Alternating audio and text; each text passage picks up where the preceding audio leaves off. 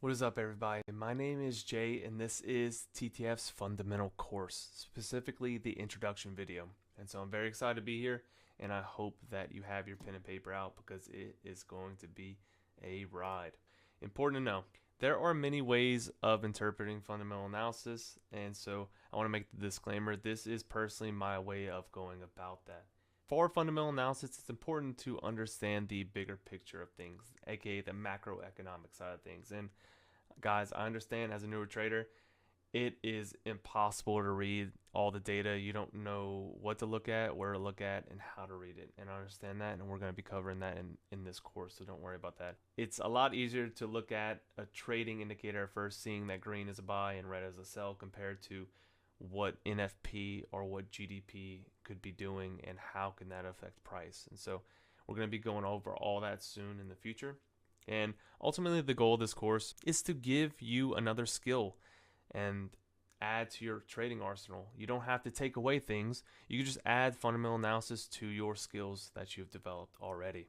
So, what is fundamental analysis? Well, I'm glad you asked. It measures a security's intrinsic value by examining related economic and financial factors. A more simplistic term is that it's a way of understanding the changes in market by analyzing economic, social, and political forces that affect the supply and demand of a currency. An easy way to give you an understanding of what it truly is to compare it to technical analysis. Everybody at this point understands what technical analysis is.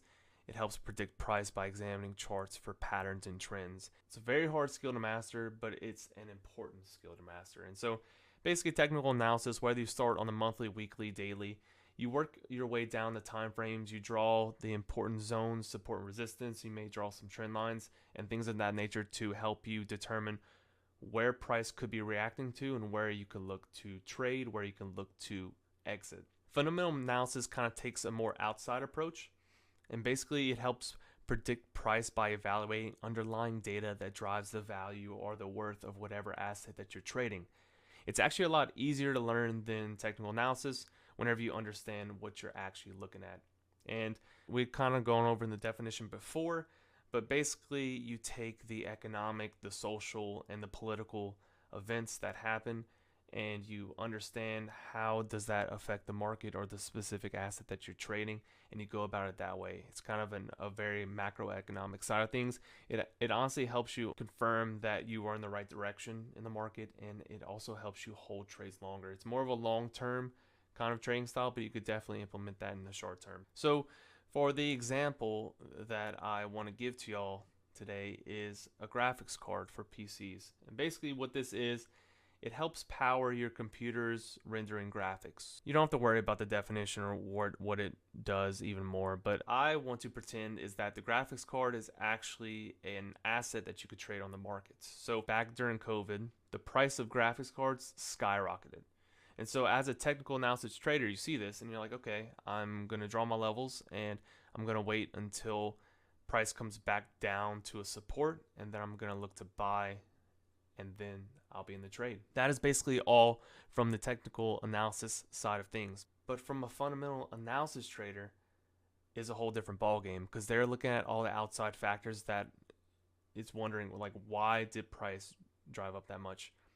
Where should it go? Where could it be? And so a lot of things that happened during that time was there was a lack of competition. It was basically AMD versus Nvidia, and everybody knows if you have a monopoly or even like a double-headed monopoly, they have no competition to undercut each other, and so they could drive the prices up as high as they want. Secondly, there's been a global chip shortage for semiconductor chips, and you need a semiconductor chip in order to power graphics cards, but you also need that for cars, you need that for airplanes, you need that for laptops, phones, video game consoles, etc. So it was a supply and demand issue.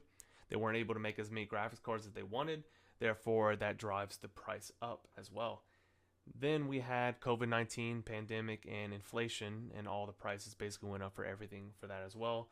People were working more from home and they needed more electronics, and so they needed more graphics cards, which needed more semiconductor chips, and so on. Two other factors was that US tariffs went up on imports of 25% tax, and that extra cost was passed along to us US consumers through higher prices.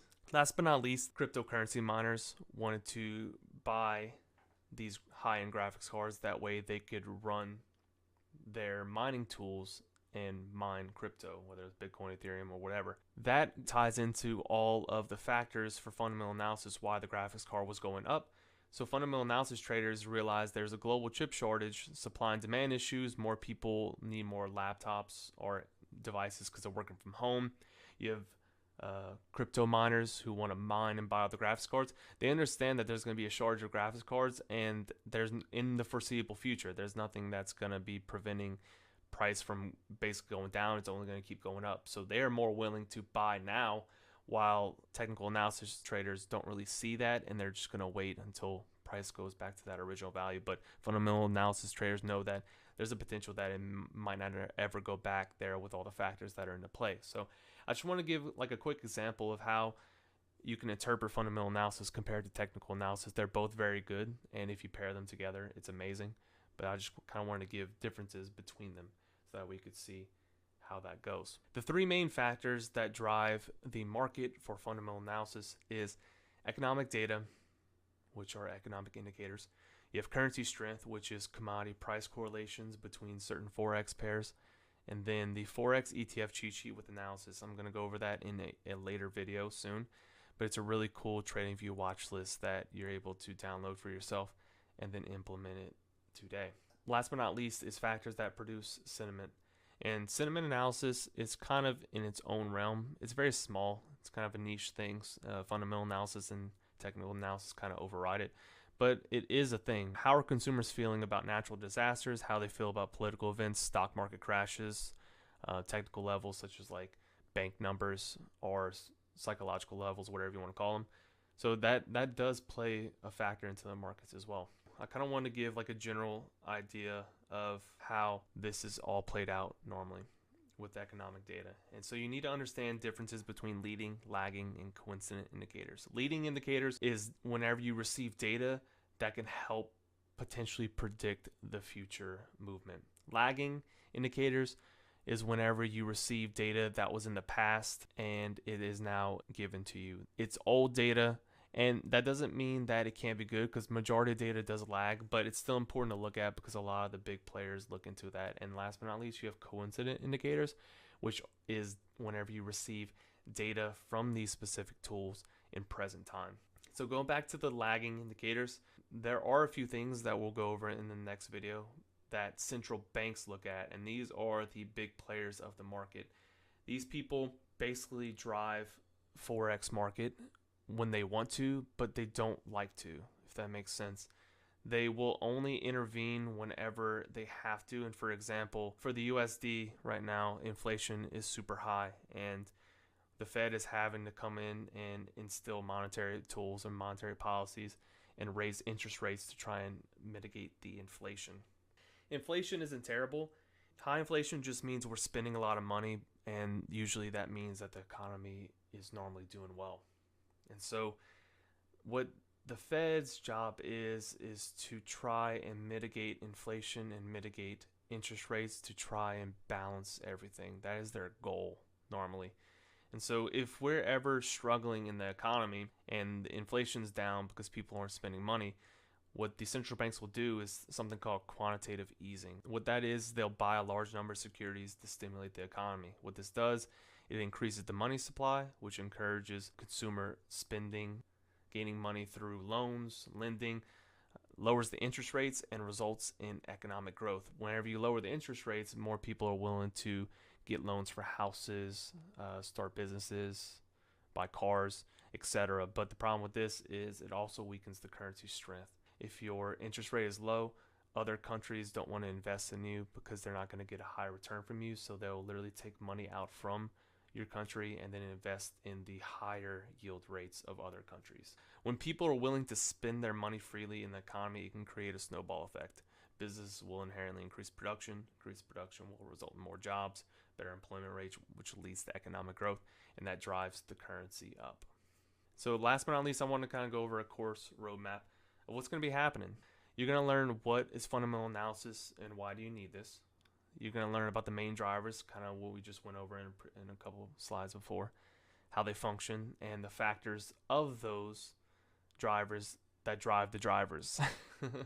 And then you'll also learn how to read economic data of fundamental analysis, cover how to interpret the data. We'll be looking at a website called Forex Factory if you've never seen that before.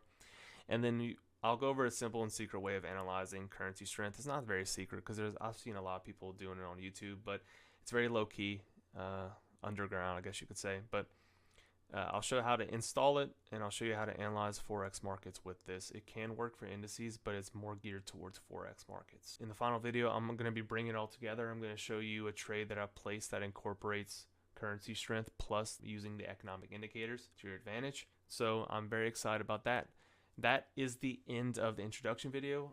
I hope that you are excited about this course, and the next video will be about economic indicators. Catch y'all soon.